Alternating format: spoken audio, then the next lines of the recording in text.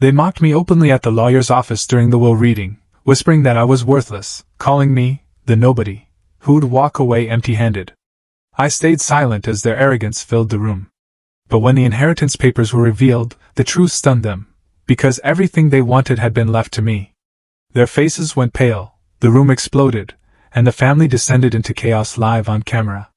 I never thought I'd see my mother faint, or my father's face drain of all color like someone had pulled a plug, but that's exactly what happened when my grandfather's lawyer read his will. They were snickering about the nobody in the corner, me, Miranda Hayes, and the next breath they discovered I'd inherited everything. $487 million. The family business. The entire estate. All of it. Their perfectly manufactured world shattered in mere seconds. But to truly grasp why my grandfather made such a jaw-dropping choice, you need to hear how they treated me for 28 long years. If you've ever felt invisible, underestimated, or just plain pushed aside by your own family, then trust me, you're going to want to stick around for this story. Because the look on my parents' faces when they realized I owned everything? That was worth every single second of being the family disappointment. My name is Miranda Hayes, and for almost 3 decades, I was the quiet, artistic failure of the prestigious Parker Hayes family. While my life as an art teacher, living in a modest 2-bedroom apartment in Boston, felt perfectly normal to me, to my family, it was definitive proof of my inability to measure up. I still vividly remember my 12th birthday. My mother, Lauren, sighed so heavily, just looking at my paint-stained hands. "Miranda, darling," she'd said, her voice laced with thinly veiled disappointment. "When will you grow out of this artistic phase? Your sister, Vanessa, was already planning her business career at your age." The comparison stung deeply, but I'd become accustomed to it.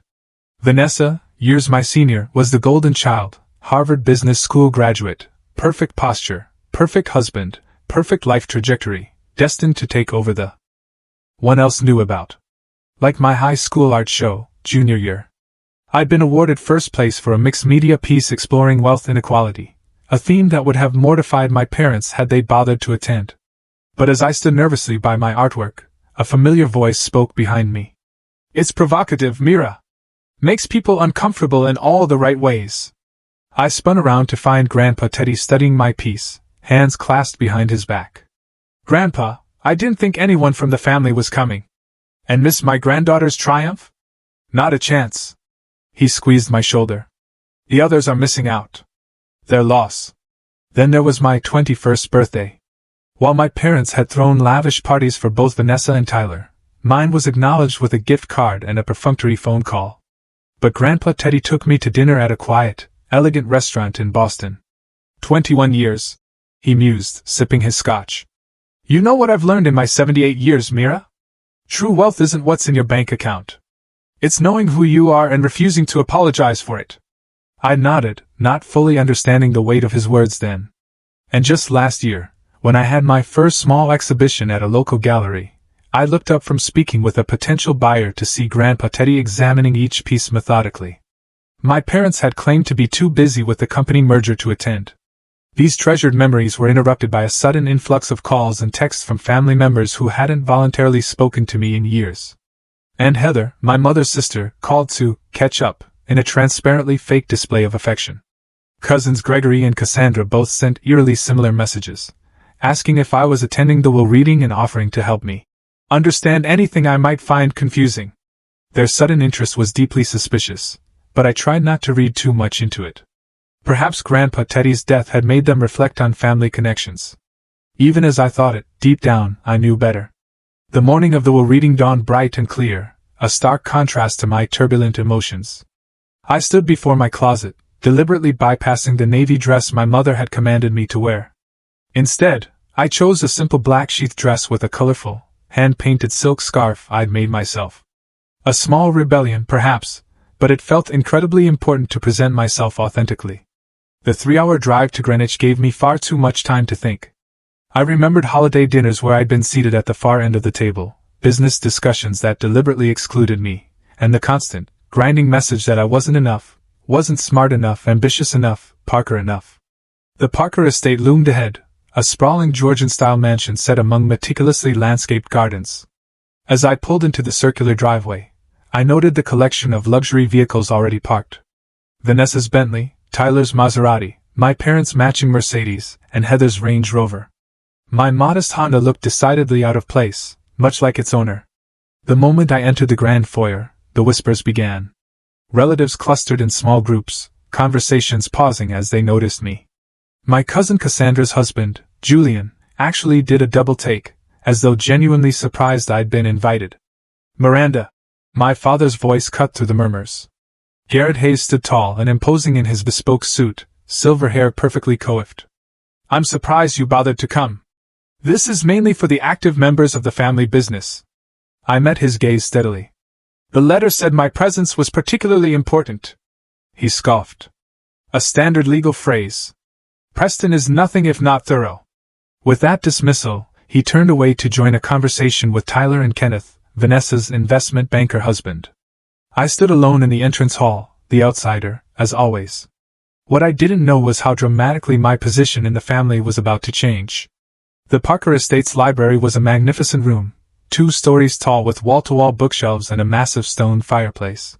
Leather-bound volumes lined the walls, many for show, I suspected, since I'd rarely seen any family member actually reading. Sunlight streamed through tall windows, illuminating dust particles dancing in the air. Family members filed in, automatically arranging themselves in what I recognized as their perceived order of importance. My parents took the large leather chairs directly facing the ornate desk where Philip Preston would conduct the reading.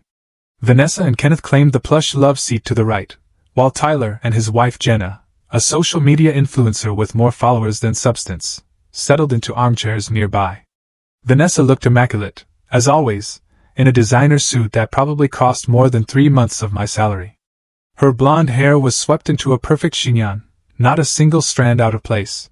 As I entered, her eyes flicked over me, registering my modest dress and hand-painted scarf.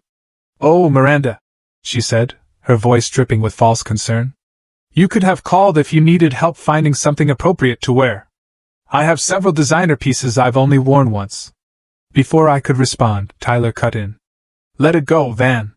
Not everyone prioritizes appearances." Then, without acknowledging me directly, he returned to his whispered conversation with Jenna, who was surreptitiously filming herself on her phone for what I assumed would be a tasteless, while reading, social media post. The extended family filled in the remaining seating, Aunt Heather and her third husband Richard, cousins Gregory and Cassandra with their respective spouses, a few distant relatives who appeared at family events just often enough to maintain their standing. I found myself directed to a straight-back chair in the far corner, partially hidden behind a potted fern. Fitting. Precisely at 2 p.m., Philip Preston entered. He was a dignified man in his 60s with salt and pepper hair, and the measured movements of someone who chose his actions carefully. He'd been the Parker family attorney for decades, though I'd only met him a handful of times. "Good afternoon," he began, arranging papers on the desk. "We are gathered today to execute the last will and testament of Theodore James Parker. Before I begin, I want to express my personal condolences to the family. Teddy was not only my client, but a dear friend." A murmur of appropriate responses rippled through the room. I noticed my mother dabbing at completely dry eyes with a monogrammed handkerchief. Preston began with formalities, then moved to the initial bequests. To Lauren Hayes, my mother, went the family jewelry collection, including pieces dating back to the 1850s. My father received Grandpa Teddy's vintage car collection, 17 vehicles worth millions. Vanessa and Kenneth were given the vacation property in the Hamptons, while Tyler received ownership of a smaller but still valuable investment property in Aspen. Various extended family members received modest financial gifts, $50,000 here, $100,000 there. Small change in Parker terms, but enough to keep the distant relatives feeling valued. As each bequest was announced, I noticed a pattern forming. The recipients would nod graciously, but their eyes remained tense, calculating. The major assets, the primary estate where we now sat, the family business, Parker Industries, and the substantial investment portfolio, remained unmentioned. The tension in the room grew palpable. My mother's perfectly manicured nails tapped an impatient rhythm on the leather armrest. Tyler shifted uncomfortably in his seat. Vanessa maintained her composed facade, but I could see the tightness around her eyes.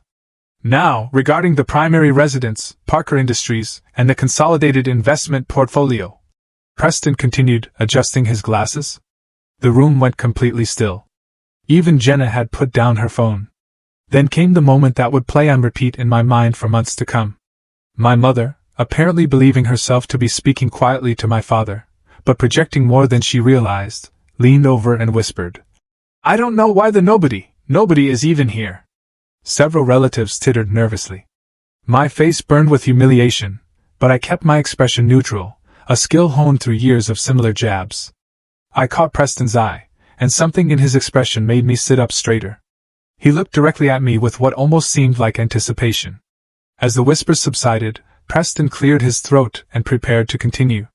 "The remainder of the estate," Preston announced, his voice taking on a formal, almost reverent tone, "including Parker Manor, controlling interest in Parker Industries, and the primary investment portfolio valued at approximately $487 million, I hereby bequeath to my granddaughter, Miranda Hayes." The silence that followed was absolute, as if every molecule of air had been sucked from the room.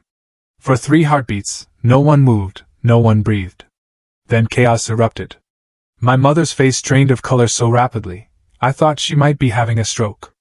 Her hand clutched at her throat before she literally collapsed back into her chair. The carefully crafted Lauren Hayes' composure shattered completely. My father stood up so violently, his chair toppled backward with a crash. "This is preposterous!" he shouted, face flushing dark red. "There's been a mistake. A clerical error!" Vanessa sat frozen, her mouth opening and closing without sound, like a designer-clad fish out of water.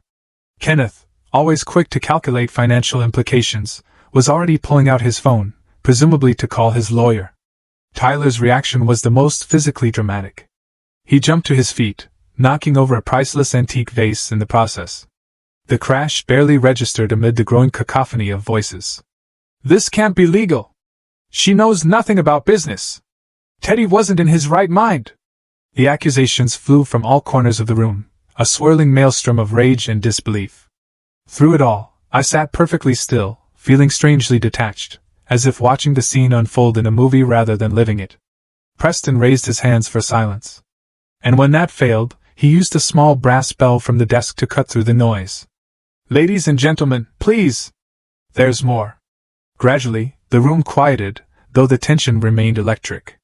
Theodore anticipated your reaction and prepared accordingly. He recorded a video message to be played at this time. Preston turned to a laptop on the desk and pressed a key. The large television screen on the wall flickered to life, and suddenly, there was Grandpa Teddy.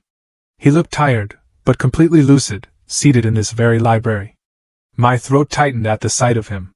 "If you're watching this," he began, "then I've moved on, and Philip has just informed you of my decision regarding my estate. I imagine the room is in something of an uproar." His eyes twinkled with that familiar mischief. "Before you begin contacting your attorneys, allow me to explain." He shifted in his seat, leaning forward. "For the past 15 years, I have been conducting an ongoing evaluation of each member of this family. Not of your business acumen or your social connections, but of your character. Your humanity." The tests were simple but revealing, and they made the room grow uncomfortably, chillingly still. He detailed examples. How my father had fired a long-time employee who desperately needed medical benefits for his sick child. How my mother had refused to help Grandpa's former secretary of 30 years when she fell on hard times. How Vanessa had deliberately sabotaged a colleague to secure a promotion. How Tyler had been caught using company resources for blatant personal gain. Each of you demonstrated, time and again, that you value things over people. Status over compassion. Appearance over substance. His voice grew sad. Each of you failed the tests I set before you. Not business tests, but human ones. Then his expression softened. Except Miranda. I felt every eye in the room turn to me, a sudden, searing spotlight. My Mira, who used her modest teacher salary to help a student's family avoid eviction. Who visits elderly neighbors every Sunday. Who creates beauty instead of hoarding wealth. Who has never, not once, asked me for money or advantages despite being systematically excluded from family opportunities. Tears blurred my vision as Grandpa Teddy continued. Miranda doesn't just know the value of $1. She knows the value of a human being. That is the leader I want for the Parker legacy. He leaned back in his chair. I've left detailed records of my observations over the years. Philip has copies of everything. Should any of you contest this will, those records, including some rather unflattering business practices I've documented, will become part of the public record. The video ended with Grandpa Teddy looking directly into the camera. Miranda, my dear girl, I've left you a personal letter. The rest of you, I hope this serves as a wake-up call. It's not too late to become the people I always hoped you would be. The screen went dark, leaving a stunned, suffocating silence in its wake. Preston broke the spell by approaching me with an envelope. This is for you, from Theodore. As I reached for it with trembling hands, Vanessa suddenly found her voice. You manipulated him, she shrieked, pointing an accusing finger at me. You scheming little nobody! All these years pretending to be so pure and noble. It was all an act to get your hands on his money. And just like that, the tenuous control in the room snapped completely. The library descended into absolute chaos. Multiple family members were shouting simultaneously, creating a wall of noise that made individual accusations hard to distinguish. My father had moved to stand directly in front of Preston, his face inches from the attorney's. Fix this mistake immediately, he demanded, jabbing a finger into Preston's chest. Theodore was clearly not of sound mind. We'll have medical experts testify. I assure you, Mr. Hayes, Preston replied calmly. Theodore underwent comprehensive cognitive assessments prior to finalizing this will. The documentation is impeccable. My mother had recovered from her initial shock and was now advancing toward me, her perfectly highlighted hair slightly askew, a small but telling sign of her internal disarray. What did you do? She hissed. What kind of trickery did you use on a vulnerable old man? Your own grandfather? Before I could respond, Tyler stepped between us, his handsome face contorted with anger. I'm calling our lawyers right now. You'll be tied up in court for years. You'll never see a penny of this money, you pathetic. I strongly advise against that course of action. Preston interrupted, raising his voice to be heard above the din. There are additional stipulations I haven't yet read. The room gradually quieted, everyone too concerned about their financial interests to risk missing crucial information. Preston adjusted his glasses and continued reading. Any contest of this will by any named beneficiary will result in that person's complete disinheritance. Furthermore, Miranda Hayes has immediate and irrevocable control of all assets as of the reading of this document. He paused to let that sink in, then delivered the final, crushing blow. Family members currently residing in or utilizing any Parker-owned properties must vacate within 30 days, unless Miss Hayes explicitly permits otherwise. The implications hit like a tidal wave. My parents' primary residence, this very estate, was technically a Parker property. So was Vanessa's Manhattan penthouse. Tyler's office at Parker Industries. The vacation homes, the company cars. This is outrageous, my Aunt Heather exclaimed. You can't possibly expect us to. I never asked for this, I said, finding my voice at last. The room fell silent, all eyes turning to me. I had no idea what Grandpa Teddy was planning. This is as much a shock to me as it is to all of you. Oh, please, Heather scoffed.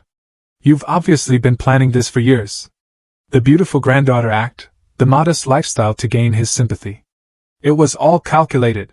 Gregory, always quick to sense which way the wind was blowing, sidled up to me with a sudden, sickeningly fraternal smile. Cousin Miranda, perhaps we could speak privately? I'm sure we can work something out that benefits everyone. Preston intervened, placing a protective hand on my shoulder. Miss Hayes will need time to review all documents and consider her position. I suggest we adjourn for today. He began guiding me toward a private study adjacent to the library, but my parents followed, unwilling to let their golden ticket out of their sight. After everything we've done for you, my mother cried, her carefully maintained composure crumbling further. Done for me? I repeated incredulously. What exactly have you done for me except make me feel worthless my entire life? You cannot possibly manage this responsibility, my father insisted, his business voice slipping into place. You have no experience, no training, no, actually, Preston interjected. Theodore has been preparing Miranda for this role for quite some time. All three of us stared at him, utterly dumbfounded. The art history trips abroad, the gallery openings. Theodore used those occasions to introduce Miranda to key business contacts and evaluate her natural aptitude. He also enrolled her in discreet business education programs under an alias, which she completed with distinction. I blinked in shock. Those weekend workshops Grandpa Teddy had recommended to help with the business side of your art career. had actually been high-level management training. She's been receiving tailored business education for 5 years. Preston continued. Theodore was quite thorough in his planning. The look of stunned betrayal on my parents' faces might have been satisfying under different circumstances. As it was, I felt only a profound exhaustion. I need to go, I said quietly. Preston nodded. Take Theodore's letter. Review it in private. We'll speak tomorrow about next steps. Somehow, I made it past the remaining family members, their accusations and pleas following me down the hallway like persistent ghosts. I clutched Grandpa Teddy's letter to my chest, protecting it from grabbing hands and prying eyes. Outside, the summer air felt thick and unbreathable. I collapsed into the driver's seat of my Honda, hands shaking so badly, I couldn't insert the key into the ignition. Through the windshield, I could see figures gesticulating wildly through the windows of the mansion. My mansion now, apparently. I stared down at the envelope in my lap, my name written in Grandpa Teddy's distinctive handwriting. Whatever explanation lay within, I wasn't ready to face it yet. Not here. With the weight of the Parker estate looming over me like a thundercloud, I finally managed to start the car and drive away, leaving behind a family in disarray and a fortune I'd never wanted. 1 week after the will reading, my modest apartment had become command central for what felt like psychological warfare. My phone buzzed constantly with messages from family members employing every manipulation tactic imaginable. My mother had left 17 voicemails, each one a masterclass in emotional blackmail. Miranda, darling. Her latest message began, her voice tremulous with calculated vulnerability. Family must stand together in times of crisis. Your grandfather obviously meant for you to share this burden with those who understand the Parker legacy. The message ended with artful sniffling. My father preferred email, his messages oscillating between thinly veiled threats and condescending offers of guidance. His most recent. The board meeting on Tuesday will determine third quarter strategy. Your absence will be interpreted as abdication of responsibility. I can attend as your proxy to prevent irreparable damage to the company. Vanessa's approach was perhaps the most transparent. After her initial outburst, she pivoted to saccharine sisterly concern. Mira, I can't imagine how overwhelming this must be for you. She texted. Let me help shoulder some of this burden. I can take over the investment portfolio management, while you find your footing. Tyler, true to form, couldn't maintain a consistent strategy. His messages alternated between threatening legal action and attempting to establish brotherly camaraderie. Remember how I let you win at Monopoly when we were kids? Good times. Speaking of property management, let's discuss the Aspen situation. I'd barely slept, barely eaten. The letter from Grandpa Teddy remained unopened on my kitchen table, simultaneously a beacon and a burden.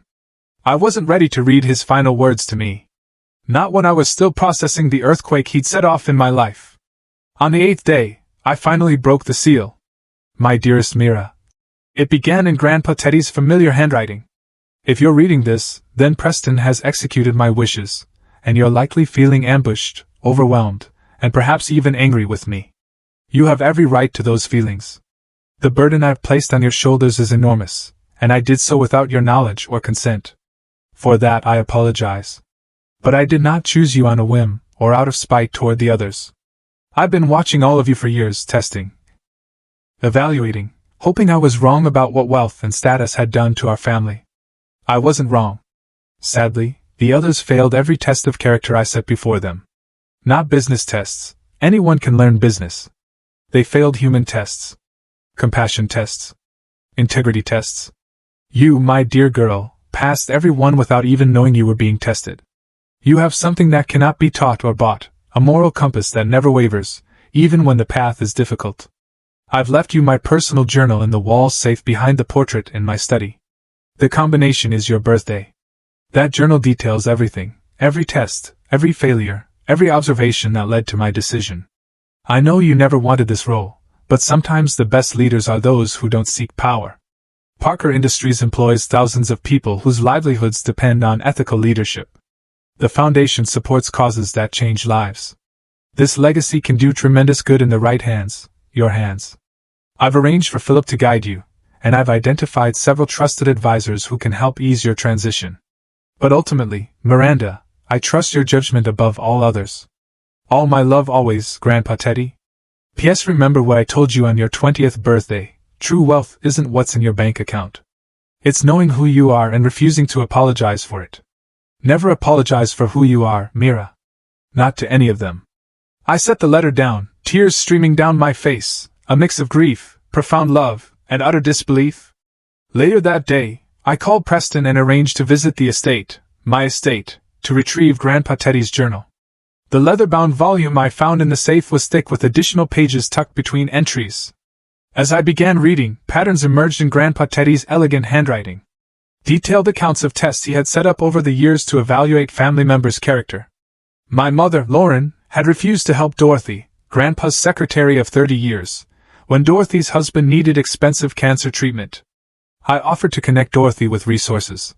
My mother had apparently said, "But we can't set a precedent of handouts to staff." What the journal revealed, and what my mother didn't know, was that Grandpa Teddy had deliberately mentioned Dorothy's situation at a family dinner to see how Lauren would respond. My father, Garrett, had been secretly embezzling from a subsidiary company to cover gambling debts. Grandpa had known but allowed it to continue as part of his evaluation, documenting every cent. Vanessa had sabotaged another executive's presentation, then taken credit for their ideas. Tyler had been caught on camera berating janitorial staff when he thought no one important was watching. And interspersed throughout were observations about me. Small kindnesses Grandpa had witnessed, integrity shown when I thought no one was looking. Miranda gave up her seat on the train to an elderly gentleman, then helped carry his bags when they reached the station. She didn't recognize him as Harold Winters, potential Parker Industries investor. The journal was damning, comprehensive, and utterly irrefutable. As I closed the journal, my phone rang. It was Preston. "Miranda. I hope I'm not interrupting, but there's a situation developing. Your family is planning legal action despite the stipulations in the will. They're claiming undue influence and diminished capacity." I felt a momentary panic rise in my chest. The enormity of what I'd inherited, not just assets, but responsibilities, conflicts, decisions affecting thousands of lives, crashed down on me. My breath came in short gasps, the room spinning slightly. "Miranda, are you all right?" Preston's concerned voice anchored me. "I'm having a panic attack," I managed to say between shallow breaths. "That's entirely understandable. Listen to me. Breathe slowly. You're not alone in this." After I calmed down, Preston continued, "I suggest we arrange a family meeting. On your terms. On your territory. It's time to establish boundaries." After hanging up, I called the one person outside the family I trusted implicitly, my childhood friend, Olivia Carter. We'd met in 3rd grade when I was the new girl at school, and she'd shared her lunch with me. Unlike many friendships that faded with time and circumstance, ours had endured. "Holy crap, Mira," she said when I finished explaining everything. "That's cinematic. I don't know if I can do this, Liv. I'm an art teacher, not a CEO." "Bullshit," she replied with typical Olivia directness. "You've been managing a classroom of 30 kids with minimal resources and maximal results for years. You're organized, intuitive, and you don't take crap from anyone except your family, and that's about to change." Her confidence in me helped, but I still felt adrift. After we hung up, I found myself driving to the cemetery where Grandpa Teddy was buried. The late afternoon sun cast long shadows across the manicured grounds as I sat beside his grave. "I wish you'd warned me," I said to the granite headstone. "I wish you'd given me time to prepare." A gentle breeze rustled the flowers I'd brought. "But I think I understand why you didn't." As the sun began to set, I made my decision. I would arrange a family meeting at the estate. My estate. It was time to address everything, once and for all. The grand dining room of Parker Manor felt different now that I understood it was legally mine. The massive mahogany table that had intimidated me throughout childhood now served as my stage. I'd arranged the seating strategically, myself at the head, where Grandpa Teddy used to sit, Preston to my immediate right, and 2 security professionals discreetly positioned by the doors. I'd spent 3 days preparing, reading Grandpa's journal from cover to cover, reviewing company documents, and consulting with Preston about the legal realities of my new position. I felt calm in a way I hadn't expected, the calm of someone with nothing left to lose and everything to gain. The family arrived in waves, clearly having coordinated their entrances for maximum impact. My parents came first, presenting a united front in conservative, expensive attire designed to project authority. My mother's pearl necklace and father's gold cufflinks gleamed in the afternoon light, subtle reminders of generational wealth. "Miranda," My father nodded stiffly. I trust you've come to your senses since our last meeting. I gestured to their seats, halfway down the table, not in their usual positions of honor. The slight widening of my mother's eyes told me the message had been received. Vanessa arrived next with Kenneth, her designer business attire a calculated choice. She was dressed for a boardroom showdown, her expression professionally pleasant, but her eyes cold as winter.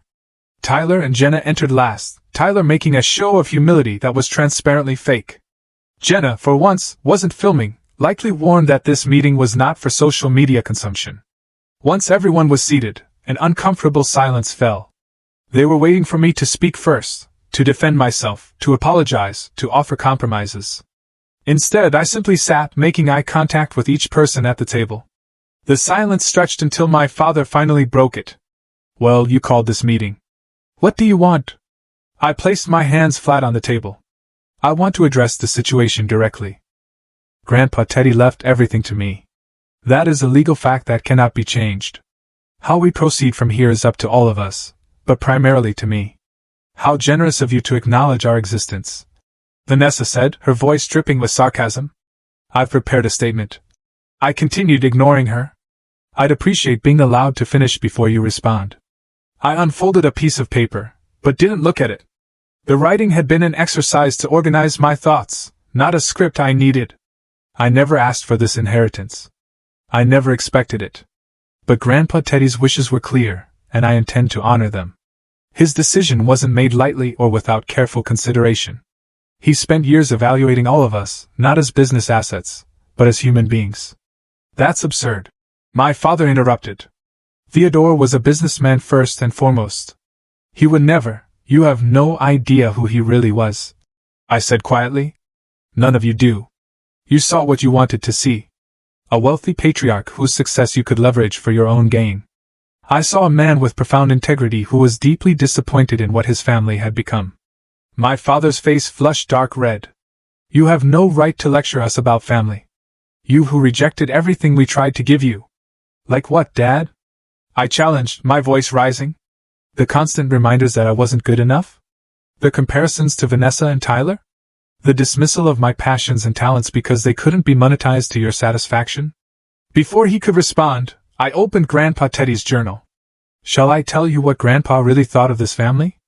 Would you like to hear his actual words? The threat hung heavy in the air. My mother's face had gone pale again. That won't be necessary, Preston said smoothly. I believe what Miranda is trying to establish is that she has access to extensive documentation that would be damaging if made public during any legal proceedings. Are you threatening us? Tyler demanded. I'm stating facts, I replied. Fact 1. I have evidence of Dad's embezzlement from the Westbrook subsidiary. My father's jaw went slack. Fact 2. I have documentation of Mom's affair with Richard Blackwood during the merger negotiations. My mother made a small choke sound. Fact 3. I know about Vanessa sabotaging Emily Porter's career to get her promotion. Fact 4. I have proof of Tyler's unethical business practices, including the falsified environmental impact reports for the Arizona project. The room went deadly silent. I hadn't wanted to start this way, but their hostility had forced my hand. I don't want to use any of this information. I don't want to hurt any of you, but I will not be bullied, manipulated, or threatened out of what Grandpa Teddy entrusted to me. How long? My mother asked suddenly, her voice barely audible. How long what? How long have you been planning this with him? How long have you been gathering information against us? I laughed, a genuine, incredulous laugh. That's the part you still don't understand. I didn't plan anything. I didn't gather information. I didn't even know about most of these things until I read his journal. Grandpa Teddy observed, documented, and decided, all without my knowledge. My mother's carefully maintained facade finally cracked completely. I don't understand, she whispered. And for the first time in my life, I saw real vulnerability in her eyes. Why you? I was his daughter. His only child. Why would he do this to me? The raw pain in her voice caught me off guard. Mom, he didn't do this to hurt you. He did it to protect his legacy from what we've all become. And what exactly have we become? She challenged, tears now flowing freely. People who measure human worth by bank account balances. People who see relationships as transactions. People who've forgotten what actually matters. My mother stared at me, then did something I never expected. She buried her face in her hands and began to sob. Not the theatrical tears she deployed at charity events, but ugly, body-shaking sobs. I was so jealous. She admitted between gasps. He loved you in a way he never loved me. His own daughter, and I couldn't understand why. The confession hung in the air, raw and unexpected. My father, uncomfortable with the emotional display, attempted to regain control. This is all very dramatic, but it doesn't change the practical reality. You'll run the company into the ground within a year. You have no experience, no connections. No, she has me. Preston interrupted. And the advisory board Theodore assembled. And whether you choose to accept it or not, she has qualities that cannot be taught in business school. Integrity, compassion, and an unerring moral compass. She has me too, Tyler said suddenly, surprising everyone at the table. If she wants my help. All eyes turned to him. Look, I'm still pissed about all this. He clarified quickly.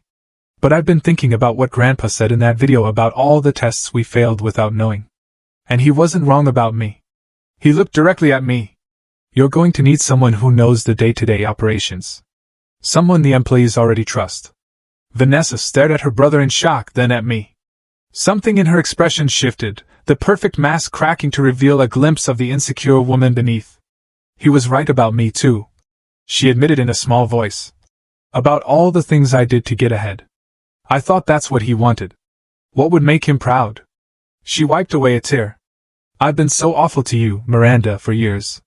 Because I thought he loved you more. And it turns out I was right. He loved all of us, I said gently. He just didn't respect what some of us had become. I looked around the table at my family, really looked at them. Perhaps for the first time, seeing the flawed, complicated people behind the perfect Parker Hayes facade. This is Grandpa Teddy's final test. I realized aloud. This meeting. How we handle this transition. Whether we can put aside ego and greed and find a way forward, together. My father began to object, but my mother placed a restraining hand on his arm. Garrett, she said softly. We never understood her. Or him. Maybe it's time we tried. 3 months after that explosive confrontation in the dining room, I sat in Grandpa Teddy's former office at Parker Industries headquarters. The space had been transformed. The dark, heavy furniture replaced with cleaner lines. The walls now adorned with local artists' work rather than stuffy portraits of stern-faced businessmen from generations past. Sunlight streamed through windows that had previously been obscured by heavy drapes. The company itself was undergoing a similar transformation. My first actions as CEO had raised eyebrows in the business community, but earned immediate loyalty from employees, implementing a company-wide living wage policy, establishing comprehensive parental leave, creating an emergency fund for staff facing unexpected hardships. The quarterly projections, Miss Hayes, said Beatrice, my executive assistant, who had previously worked with Grandpa Teddy. Thank you, B. And please, it's still just Miranda. She smiled, something she rarely did under the previous administration. The board is quite impressed with the numbers. The ethical business initiative seems to be attracting new investors, rather than deterring them, as some predicted. I nodded, reviewing the documents. The Theodore Parker Foundation for the Arts had launched last month, channeling significant resources into community arts programs, scholarships for underprivileged students, and restoration projects for historical arts venues. My relationship with my family had evolved in unexpected ways. My parents and I maintained minimal contact, civil but distant. They had relocated to the Hamptons property, which I had transferred to them as a gesture of goodwill, despite Preston's reservations. Tyler had surprised everyone by becoming my most steadfast ally. After initial skepticism, he had embraced the company's new direction, particularly our environmental sustainability initiatives. He'd even broken off his engagement to Jenna after she attempted to leverage company information for social media fame. Vanessa remained the most complicated relationship. Our reconciliation was tentative, marked by occasional setbacks when old patterns resurfaced. But she was trying, attending therapy, acknowledging her past behavior, and slowly building a relationship with me based on who we actually were rather than the roles we'd been assigned. A knock at the door interrupted my thoughts. Preston entered, carrying a large portfolio. I thought you'd want to see this immediately, he said, placing it on my desk. The art collection evaluation has been completed. There are several pieces Theodore apparently acquired anonymously over the years. I opened the portfolio and gasped. Inside were photographs of works by obscure but brilliant artists, many of whom I had studied and admired. But what truly shocked me was the final section, paintings signed T.J.P. Theodore James Parker. Grandpa was an artist? In secret, it seems. Preston nodded. These were found in a climate-controlled storage facility. According to the documentation, he began painting seriously in his 40s, but never showed his work publicly. I stared at the images, landscapes, portraits, abstract pieces showing remarkable talent and sensitivity. I had no idea. There's something else, Preston added, handing me a sealed envelope. This was with the paintings. Instructions to deliver it to you after you'd been in your position for exactly 3 months. Inside was a single sheet of paper with Grandpa Teddy's handwriting. Art and business are not opposites, Mira. Both require vision, patience, and the courage to create something that didn't exist before. I had to choose one path. You don't. Integration, not separation, is the future. Love, Grandpa T. Later that evening, I attended the annual Parker Foundation Gala, my first as the Foundation's director. The event had been reimagined, highlighting local artists and community arts programs rather than serving as a showcase for elite wealth. As I circulated among guests, I encountered my parents. My mother had clearly spent hours preparing her appearance, her designer gown and professional makeup a suit of armor against public scrutiny. Miranda, darling, she said, air kissing near my cheek. What a lovely event. So creative. The slight pause spoke volumes. I've been telling everyone how proud we are of what you've accomplished. My father nodded stiffly. The company numbers are solid. You've surprised me, I'll admit, though I still believe some of the traditional approaches. Thank you both. I interrupted gently. I appreciate your support. You're welcome to be part of this new chapter of the Parker legacy. But you need to understand, you'll never control it again. The truth hung between us. Acknowledged, but not contested. My mother's smile tightened slightly, but she nodded. As they moved away, I caught sight of a painting being installed in the main hall. A piece I'd been working on secretly for months. It was a portrait of Grandpa Teddy, but not the stern businessman most people remembered. My painting showed him as I had known him, eyes crinkled with laughter, hands slightly paint-stained, radiating the warmth and wisdom that had shaped my life. Beside it hung one of his own works, a landscape I discovered among his collection. Left unfinished, I had completed it, our brushstrokes merging seamlessly, a collaboration transcending time and death. Standing before these paintings, I felt a profound sense of peace. The Parker legacy had been entrusted to me not because I was the most business-savvy or the most ambitious, but because I understood what Grandpa Teddy had learned too late in his own life, that wealth without compassion is poverty of the worst kind. I had redefined family on my own terms, created boundaries that protected my well-being, and built a leadership style that honored both artistic sensitivity and business acumen. The journey ahead would undoubtedly bring new challenges. But for the first time since that fateful reading, I felt fully capable of meeting them.